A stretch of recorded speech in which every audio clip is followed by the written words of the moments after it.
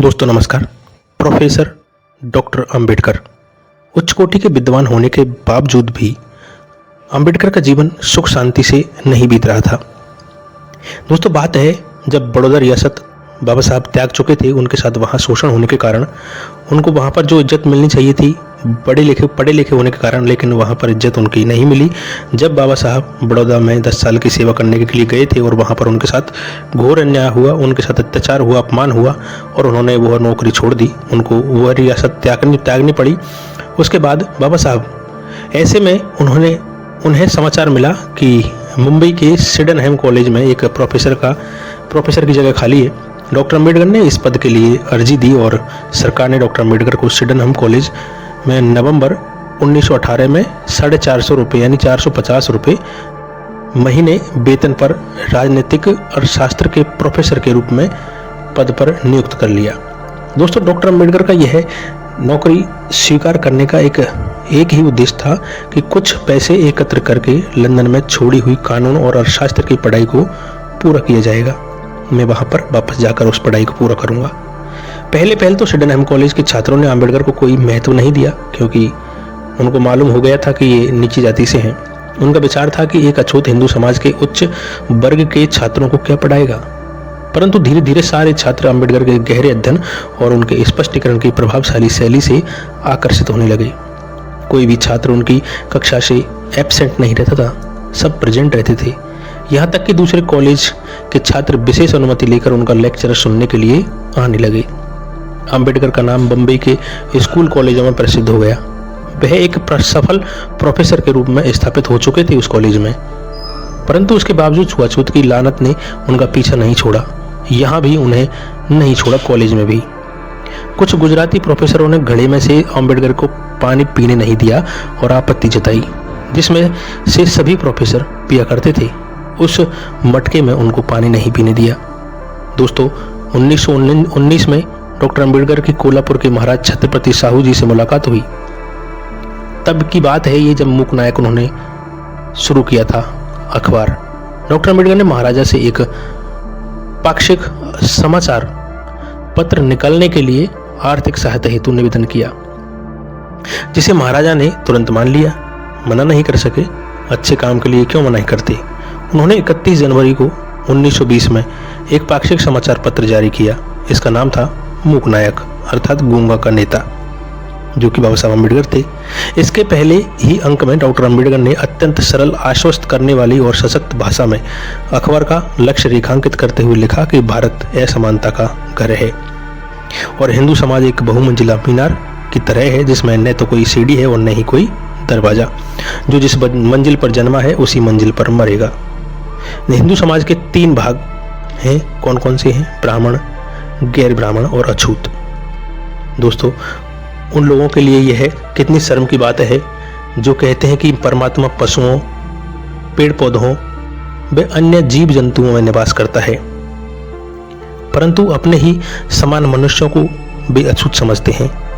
मूक नायक में छपे एक अन्य लेख में उन्होंने कहा कि भारत को केवल स्वतंत्र कराना ही पर्याप्त नहीं है, अपितु भारत एक ऐसा श्रेष्ठ राष्ट्र बने जिसमें सभी को धार्मिक, सामाजिक, राजनीतिक व आर्थिक मामलों में समान अधिकारों की गारंटी हो, जिसमें सभी को अपने भविष्य को उज्जवल बनाने और उन्नत करने का अवसर मिले।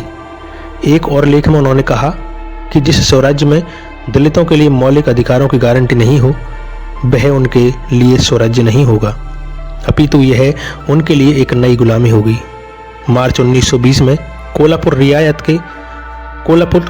रियासत के आन गांव में अछूतों की एक कॉन्फ्रेंस की अध्यक्षता डॉक्टर अंबेडकर ने की। इसमें माननीय साहू जी महाराज स्वयं पधारे। इस अवसर पर बोलते हुए जब महाराज ने एक पैगंबरी अंदाज में यह घोषणा की तो श्रोता मंत्रमुग्ध हो रह गए। आपको अंबेडकर के रूप में आपका मुक्तिदाता मिल गया है। मुझे विश्वास है कि ये आपकी दास्ता की बेड़ियों को काट कर गिरा देंगे। यही नहीं, मेरा अंतःकरण कहता है कि एक समय आएगा जब डॉक्टर अंबेडकर ऐसे नेता बनेंगे जिनकी ख्याति पूरे भारत में नहीं पूरे विश्व में फैलेगी, जिनकी विद्वानता का लोहा प्रत्येक व्यक्ति मानेगा। जिस समय डॉक्टर अंबेडकर ने मूक नायक शुरू किया वह ऐसा भयानक और अनुचित काल था कि बाल गंगाधर तिलक ने अपने समाचार पत्र केसरी में मूकनायक के शुरू होने का विज्ञापन भी प्रकाशित करने से इनकार कर दिया। हालांकि विज्ञापन के लिए रुपए भी दिए जा रहे थे, लेकिन उन्होंने विज्ञापन नहीं निकाला बाल गंगाधर तिलक ने। दोस्तों, जब बाबा साहब वापस लंदन गए थे तो डॉक्टर अंबेडकर ने प्रोफेसर की नौकरी में से कुछ पैसे बचाए, कुछ सहायता महाराजा कोल्हापुर से ली और 5,000 रुपये का कर्जा अपने मित्र नवल भटेना से लिया। दूसरी बार जुलाई 1920 में कानून और अर्थशास्त्र की पढ़ाई पूरी करने के लिए लंदन रवाना हो गए। लंदन पहुंचकर सितंबर 1920 में कानून, बैरिस्टरी व अर्थशास्त्र की पढ़ाई में जुट गए। वे 12-12 घंटे, 18-18 घंटे तक पढ़ते थे। डॉक्टर अंबेडकर शाम को या रात को जब पुस्तकालय से बाहर निकलते तो पुस्तकों से तैयार किए हुए नोट्स से उनकी जेबें ठसाठस भरी रहती थी। पुस्तकालयों के बाद घर पर अध्ययन आरंभ हो जाता था। काफ़ी रात होने पर मस्तिष्क तो फिर भी साथ होता था, परंतु पेट नहीं। भूख सताने लगती, परंतु खाने को कुछ भी नहीं होता था। किसी मित्र ने एक बार कुछ पापड़ दिए थे जो डॉक्टर अंबेडकर ने संभाल कर रखे थे। एक कप चाय और एक पापड़ खाकर ही निर्वाह कर लेते थे और फिर पढ़ाई में जुट जाते थे। पढ़ते पढ़ते कई बार दिन चढ़ जाता था। उनके साथी सुबह गहरी नींद से जागते तो देखते कि अंबेडकर अभी भी पढ़ रहे हैं। वे उनसे प्रार्थना करते, अब सो जाओ ना, अंबेडकर, दिन चढ़ने वाला है। परंतु डॉक्टर अंबेडकर यह कहकर कि मेरे लिए गरीबी और समय के अभाव में आराम हराम है, पढ़ते ही रहते। अंबेडकर केवल 8 पाउंड से पे महीना भर गुजारा कर लिया करते थे। वे एक बुजुर्ग महिला के मकान में रहते थे और यहीं पर सुबह का नाश्ता और रात का भोजन भी करते थे। अंबेडकर इंग्लैंड में न तो कपड़ों पर खर्चते और न बसों के किराए पर। यात्रा बे बचाने के लिए वे लंदन जैसे बड़े शहर में भी कई बार पैदल आया जाया करते थे। उन्होंने कई होटलों, सैर सपाटे अथवा सिनेमा आदि पर रुपए नहीं लुटाए। दुनिया के इतिहास में डॉक्टर अंबेडकर ऐसे महापुरुष कम ही मिलते हैं जो भूखे रहे हों, जो पूरे कपड़े के लिए तरसते हों और जो अनिवार्य यात्रा बे के लिए बिलबिलाते रहे हों। भूख लगने पर चाय या कॉफ़ी का एक प्याला पीकर पेट की आग बुझा लेते थे। इच्छाओं को मारना, उमंगे दबाना और प्रत्येक संकट को हंसते हंसते झेल लेना, ऐसा ही था डॉक्टर अंबेडकर का जीवन यापन। दोस्तों, अंबेडकर ने दृढ़ निश्चय कर रखा था, या तो ध्येय को प्राप्त कर लूँ, करके रहूँगा, या फिर प्राण त्याग दूंगा। इस प्रकार के संघर्षपूर्ण शिक्षण से डॉक्टर अंबेडकर ने 1921 में ब्रिटिश भारत में साम्राज्य पूंजी का प्रादेशिक विकेंद्रीकरण नामक थीसिस पूरी करके मास्टर ऑफ साइंस की डिग्री हासिल की। 1923 में उनके शोध प्रबंध की रुपये की समस्या को लेकर लंदन यूनिवर्सिटी ने स्वीकार कर उन्हें डॉक्टर ऑफ साइंस की डिग्री प्रदान की। 1923 में ही डॉक्टर अंबेडकर बम्बई आए, एमए, पीएचडी, एमएससी, डीएससी और वारेटला बनकर। बैरिस्टर के रूप में जब भारत आए तो डॉक्टर अंबेडकर ने भारत लौटने पर वकालत करने का निश्चय किया, क्योंकि वकालत करते हुए उन्हें जनता की सेवा करने का मौका मिल सकता था और साथ ही जीवन निर्वाह के साधन उपलब्ध हो सकते थे। यहाँ भी अछूत का लेवल उनके साथ लगा रहा। साथ ही वकील उन्हें पूर्ण आदर नहीं देते थे।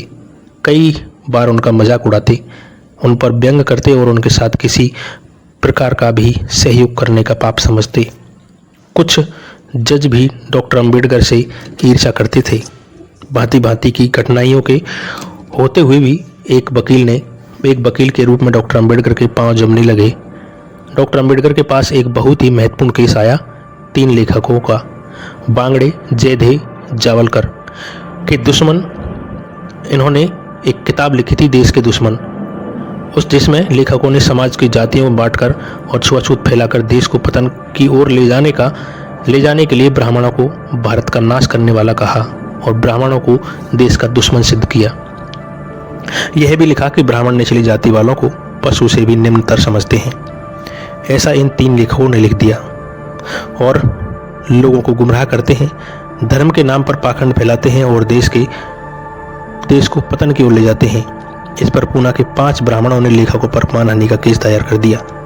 डॉक्टर अंबेडकर ने लेखकों की पैरवी की, जबकि उससे पहले कई वकीलों के पास ये घूम चुके थे, लेकिन किसी ने भी इनकी मदद नहीं की थी। उन्होंने बाबा साहब के पास जाकर केस लड़ा और बाबा साहब ने अपने तर्कों के द्वारा ब्राह्मणों की दलीलों की धज्जियां उड़ा दी और साबित कर दिया कि लेखकों ने केवल एक सच्चाई का वर्णन किया है, ब्राह्मण केस हार गए थे। इस वजह से एक बैरिस्टर के रूप में उनकी ख्याति दूर दूर तक फैल गई और मुंबई हाई कोर्ट में उनका नाम चमकने लगा, सिर्फ एक ही केस से।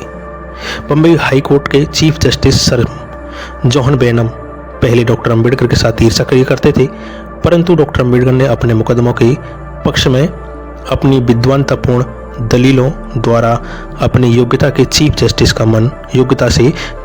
का मन जीत लिया। फिर तो चीफ जस्टिस डॉक्टर अंबेडकर के केसों की सुनवाई के समय स्वयं जजों की बेंच पर बैठने की इच्छा करते थे। चीफ जस्टिस ने डॉक्टर अंबेडकर को गवर्नमेंट और लॉ कॉलेज की प्रिंसिपल की नौकरी से दूर रखा था। वही डॉक्टर साहब की विद्वानता से इतना प्रभावित हुआ कि उसने यह पद उन्हें देने की स्वयं सिफारिश की थी। इस प्रकार डॉक्टर अंबेडकर एक सुलझे हुए योग्य और प्रमुख वकील के अछूतों के नेता के रूप में स्थापित हो गए थे। डॉक्टर अंबेडकर डॉक्टर साहब की स्पष्ट बाध्यता और विद्वानता का लोहा मानते हुए मुंबई के राज्यपाल ने डॉक्टर अंबेडकर को बम्बई विधान परिषद का सदस्य मनोनीत कर दिया। दोस्तों, बहिष्कृत हितकारिणी सभा का गठन जब हुआ, क्या हुआ कि शिक्षा के दौरान उनकी लिखी थीसिसों में उनकी निर्भीकता और स्पष्ट बाध्यता ने ब्रिटिश साम्राज्यवादियों को परेशान कर दिया था। लंदन में विद्यार्थियों की यूनियन में दिए गए भारत में एक उत्तरदायी सरकार के दायित्व नामक लेख ने लंदन के शिक्षा क्षेत्रों में हलचल मचा दी थी और यह कहा जाने लगा कि डॉक्टर अंबेडकर एक क्रांतिकारी भारतीय हैं। इस प्रकार के अनेकों उदाहरणों से वह अपने आप को एक सच्चा राष्ट्रवादी भक्त प्रमाणित कर चुके थे। जिस अंबेडकर ने सारा जीवन अछूतपन की यातना को झेला था, वो इस अभिशाप को भारत भूमि से मिटाने में भला कैसे दूर रह सकता था। मार्च 1924 में डॉक्टर अंबेडकर ने प्रमुखतः समाज सुधार का काम शुरू कर दिया। 20 जुलाई 1924 को उनके प्रयासों द्वारा मुंबई में बहिष्कृत हितकारिणी सभा गठित की गई। डॉक्टर अंबेडकर एक ऐसा नेता के रूप में उभरे जिन्हें स्वयं संकटों व मुसीबतों का सामना करना पड़ा था, इसलिए उनकी आवाज़ में वेदना थी, एक कसक और तड़प थी। गुलामों को यह आभास करा दो कि गुलाम है, फिर वह विद्रोह कर देगा। यह नारा डॉक्टर अंबेडकर ने ही बुलंद किया था। डॉक्टर अंबेडकर की दर्द भरी आवाज़ ने दुखी और दलित वर्ग को जागृत कर दिया था। उनमें चेतना आने की लगी। डॉक्टर अंबेडकर ने ऐसी भाषा में दलित पिछड़े वर्ग को जागृत किया कि उनके मस्तिष्क में खलबली मच गई। उन्होंने ललकारा, तुम्हारे चेहरों की दयनीय दशा देखकर और तुम्हारे हताश निराश आवाज़ें सुनकर मेरा हृदय फटा जाता है। सदियों से तुम लोग अत्याचारों की चक्की में पिस रहे हो और फिर भी तुम्हें साहसहीनता एवं निज विश्वास, सेल्फ कॉन्फिडेंस शून्य तलाने का त्यागने का विचार नहीं आता। यानी सेल्फ कॉन्फिडेंस तुम में आता नहीं, तुम्हारे अंदर डर खत्म नहीं होता। तुम लोग पैदा होते ही मर क्यों नहीं जाते? तुम अपने दयनीय, घृणित और तिरस्कारपूर्ण जीवन से पृथ्वी का बोझ क्यों बढ़ाते हो? यदि तुम नया जीवन नहीं डाल सकते और अपनी दशा नहीं बदल सकते तो इससे मरना बेहतर है। वास्तव में भोजन, वस्त्र, आवाज, रोटी, कपड़ा, मकान प्राप्त करना और अपना जीवन स्तर ऊंचा उठाना तुम्हारा जन्मसिद्ध अधिकार है। यदि तुम सम्मान का जीवन चाहते हो तो तुम्हें निज सहायता पर विश्वास करना होगा। डॉक्टर अंबेडकर अहिंसा में विश्वास रखते थे, परंतु अहिंसा और दब्बूपन में फर्क करते थे। उन्होंने दलितों में चेतना और उत्साह पैदा करने के लिए 1924 में समता सैनिक दल की स्थापना की। भारतवर्ष में बौद्ध धर्म के प्रचार प्रसार के लिए उन्होंने भारतीय बौद्ध महासभा नामक धार्मिक संगठन की स्थापना की। दोस्तों, बाबा साहब ने 24 फरवरी 1927 को बम्बई विधान परिषद में अपना पहला भाषण बजट पर दिया। उन्होंने कहा कि मालिया और आयकर लगाते समय सरकार ये भूल जाती है कि आयकर केवल उसी समय देना पड़ता है जब आय हो, परंतु भूमि का मालिया कर किसी को देना पड़ता है, चाहे वो छोटा किसान हो अथवा बड़ा जागीरदार, फसल हो या न हो, परंतु बेचारे किसान को तो टैक्स देना ही पड़ता। उन्होंने कहा कि अन्यायपूर्ण है यह नीति। शिक्षा के मद का उल्लेख करते हुए उन्होंने कहा कि शिक्षा ऐसी चीज़ है जो प्रत्येक व्यक्ति तक पहुंचनी चाहिए। शिक्षा सस्ती से सस्ती हो ताकि निर्धन से निर्धन व्यक्ति भी शिक्षा प्राप्त कर सके। परिषद में बाबा साहब ने दलित वर्गों के विद्यार्थियों के लिए हॉस्टल खोलने का सुझाव भी पेश किया। परिषद को नशाबंदी का सुझाव देते हुए डॉक्टर अंबेडकर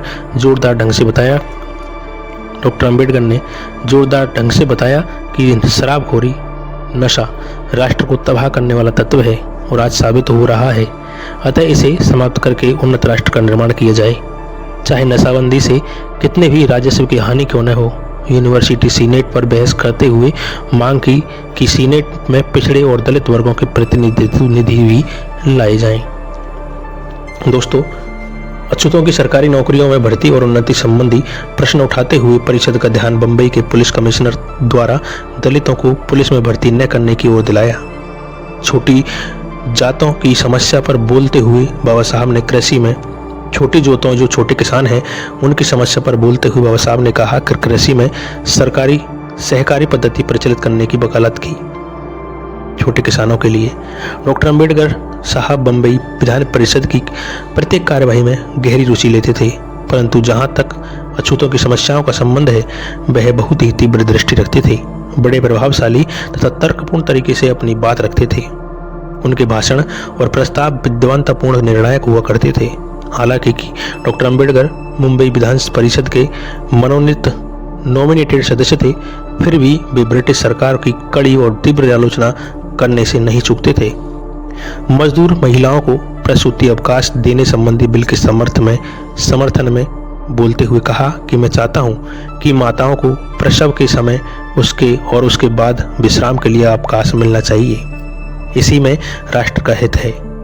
दोस्तों, उस समय का कानून महारों से सरकारी कामों के लिए बेगार लेने अथवा बिना मजदूरी के दिए या नाम मात्र की मजदूरी देकर जबरदस्ती काम करवाना की इजाज़त देता था। यदि कोई अछूत महार मौजूद न हो तो उसके पिता या समान स्तर के किसी सदस्य को बेगार पर ले जाया जाता था। बेगार प्रथा ने महारों का गौरव खत्म करके रख दिया। वे जीवित ही मरे हुए के समान थे। उनका उत्साह, योग्यता और इच्छाएं सब कुछ बेगार ने दबोच रखी थी। बेगार रूपी दास्ता की जंजीरें तोड़ने के लिए बाबा साहब अम्बेडकर ने विधान परिषद में बिल पेश किया और पास भी करवा दिया। दोस्तों, महाड़ क्रांति, हिंदू धर्म और हिंदू समाज की दशा भी बड़ी हंसने लायक है। हिंदुओं के धर्म स्थानों और कुओं तालाबों पर कुत्ता बिल्ली पानी पी सकते हैं, गाय भैंस गधे पानी पी सकते हैं, लेकिन इंसान नहीं। जानवर नहा भी सकते हैं, परंतु उसी तालाब से एक मनुष्य अपनी प्यास नहीं बुझा सकता, चाहे वह प्यासा ही क्यों न मर जाए। प्राकृतिक तथ्य की है कि नेचुरल फैक्ट है कि नहाते वक्त मूत्र त्याग होता है। जो पानी पशुओं के पेशाब से पवित्र नहीं होता वह अछूत मनुष्य के छूने भर से अपवित्र हो जाता है। ऐसा हिंदुओं का मानना रहा है। आज भी पशु का पेशाब हिंदुओं के लिए एक पवित्र वस्तु है। डॉक्टर अंबेडकर जानते थे कि स्वतंत्रता और अधिकार कभी भिक्षा में नहीं मिलते, उन्हें छीनना पड़ता है। इसकी प्राप्ति के लिए सिर कटाने पड़ते हैं। 19 और 20 मार्च 1927 को महाड़ नामक स्थान पर दलितों ने एक विशाल सभा आयोजित की गई। दोस्तों, डॉक्टर अंबेडकर जब अपना अध्यक्षीय भाषण देने खड़े हुए तो पांडाल तालियों से गूंज उठा था। भीम गरजे। उन माता पिताओं और पशुओं में कोई अंतर नहीं है।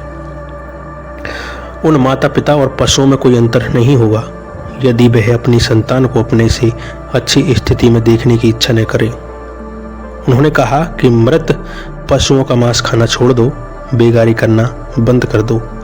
कुछ टुकड़ों के लिए अपने आप को गुलाम न बनाओ। हमारी उन्नति तभी हो सकती है यदि हम अपने में स्वाभिमान की भावना उत्पन्न करें, सेल्फ कॉन्फिडेंस और सेल्फ रेस्पेक्ट, और हम स्वयं को पहचानें। डॉक्टर अंबेडकर ने महाड़ के चावदार तालाब से पानी लेकर अछूतों को अपने अधिकारों को छीनने व प्रयोग करने के लिए ललकारा। वे अपने लोगों का जुलूस लेकर चावदार तालाब पर गए और पानी पिया। अछूतों ने सवर्णों के तालाब से पानी पीकर सदियों से लगे प्रतिबंध का खात्मा कर दिया, अपने अधिकारों का झंडा गाड़ दिया था।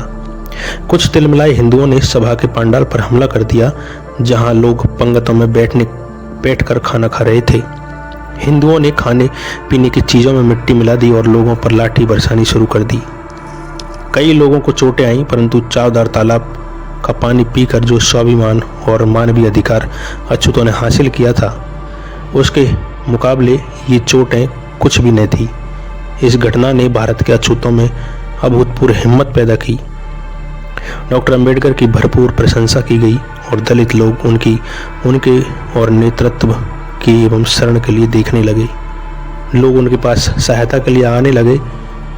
दोस्तों, आज उसी चावदार तालाब पर बाबा साहब की बहुत बड़ी मूर्ति लगी हुई है। बाबा साहब के कदमों के नीचे है वो तालाब। दोस्तों, प्राचीन ब्राह्मणी ग्रंथों में बहुत अमानवीय और आपत्तिजनक, पक्षपातपूर्ण तथा निंदनीय बातें भरी पड़ी है। इस ग्रंथों में शूद्रों, अछूतों और महिलाओं के साथ दुर्व्यवहार, छुआछूत के धार्मिक कानून मौजूद हैं। इन ग्रंथों के अध्ययन से छूतछात, जाति वर्ण के आधार पर पक्षपात की दूषित भावना को बल मिलता है। इनमें सबसे अधिक बदना और हानिप्रद पुस्तक है वो है मनुस्मृति। यह पुस्तक ब्राह्मणी धर्म का संविधान ही है, जिसकी रचना बौद्ध राजाओं की हत्या के बाद बौद्धों को अछूत बनाकर सदा सदा के लिए गुलाम बनाए रखने के लिए ही की गई थी। वास्तव में यह पुस्तक बौद्धों के विरुद्ध ब्राह्मणी षड्यंत्रों का एक दस्तावेज है। इस पुस्तक के बल पर ही इस देश के मूल निवासी बौद्धों को शूद्र और अछूत बनाया गया। नारी जाति के विरोध में जितना जहर इस पुस्तक के द्वारा उगला गया है, इतना किसी अन्य पुस्तक के द्वारा नहीं। डॉक्टर अंबेडकर ऐसे इतिहास पुरुष थे जिन्होंने इस पुस्तक की अमानवीयता से सभी को सावधान किया था। 25 दिसंबर 1927 को महाराष्ट्र के महाड़ नगर में डॉक्टर अंबेडकर ने अपने हजारों अनुयायियों की उपस्थिति में इस कलंकित ग्रंथ मनुस्मृति को जला डाला था। वहां उपस्थित हजारों अछूतों और गरीबों ने डॉक्टर अंबेडकर के इस वीरतापूर्ण कार्य की खूब प्रशंसा की। डॉक्टर अंबेडकर की शान में गगनभेदी नारों से सारा आकाश गूंज उठा। दोस्तों, डॉक्टर अंबेडकर द्वारा मनुस्मृति देने की जो घटना है वो पूरे देश में समाचार इस तरह फैला जैसे जंगल में आग फैल रही हो। इस घटना से देश के सारे पोंगापंथी ब्राह्मणों अचंभित रह गए। सारे मनुवादी दौड़े दौड़े गांधी जी के पास गए और कहने लगे, बापूजी देखो ना, अंबेडकर क्या अनर्थ कर रहे हैं। हमारी धार्मिक पुस्तक, पवित्र पुस्तक को आग के हवाले करके हमारी भावनाओं को भड़का रहे हैं। किसी ने कहा उन पर तुरंत मुकदमा किया जाए।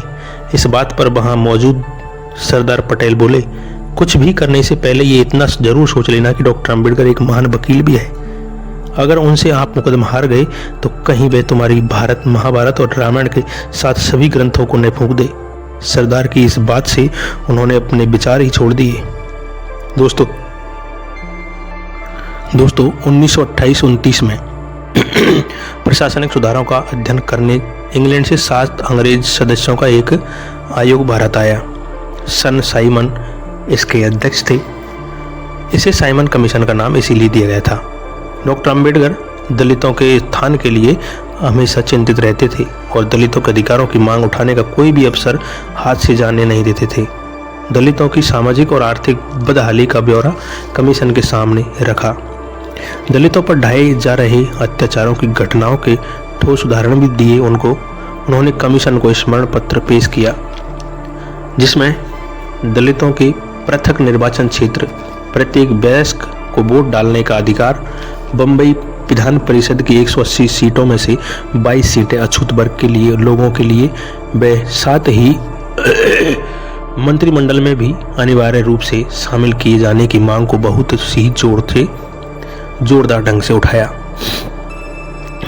इन मांगों के अतिरिक्त उन्होंने यह मांग भी पेश की कि भारत के आगामी विधान में दलित लोगों के लिए शिक्षा प्राप्त के लिए सुविधाएं उपलब्ध कराई जाए और अछूतों को अन्य सरकारी नौकरियों के साथ साथ सेना, जल सेना और पुलिस में भी भर्ती किया जाए।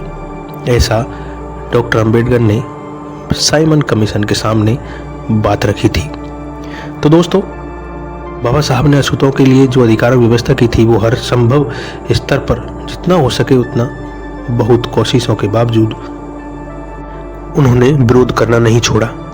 भारत की भावी प्रशासन प्रणाली व संविधान के बारे में रूपरेखा तय करने के उद्देश्य से ब्रिटिश सम्राट ने एक गोलमेज सम्मेलन आयोजित किया। यह सम्मेलन लंदन में 12 नवंबर 1930 को शुरू हुआ। इस सम्मेलन की ब्रिटिश सरकार और भारतवासियों के 89 प्रतिनिधियों ने भाग लिया। डॉक्टर अम्बेडकर ने इसमें अछूतों के प्रतिनिधि के रूप में भाग लिया। यह एक ऐसा समागम था जिसमें मुख्य विषयों पर अपने विचार प्रकट करने थे और वे नोट किए जाते थे। डॉक्टर अम्बेडकर ने अपनी प्रभावशाली आवाज से अपने भाषण में शुरू में ही कहा था कि वह ब्रिटिश भारत के जनसंख्या के 5 विभाग का, जो कि इंग्लैंड या फ्रांस की जनसंख्या से भी अधिक है, दृष्टिकोण प्रस्तुत कर रहे हैं। इन लोगों की दशा पशुओं से भी गई गुजरी है। डॉक्टर अम्बेडकर ने सिंह गर्जना के साथ कहा, जब हम अपनी वर्तमान स्थिति और ब्रिटिश शासन से पहले की स्थिति की तुलना करते हैं तो हम पाते हैं कि हम उन्नति करने की बजाय व्यर्थ समय काट रहे हैं। ब्रिटेन ने पहले छुआछूत के कारण हमारी दशा घृणापूर्ण थी। क्या ब्रिटिश सरकार ने इसे दूर करने के कुछ प्रयास किए? ब्रिटेन से पहले हम कुओं से पानी नहीं भर सकते थे।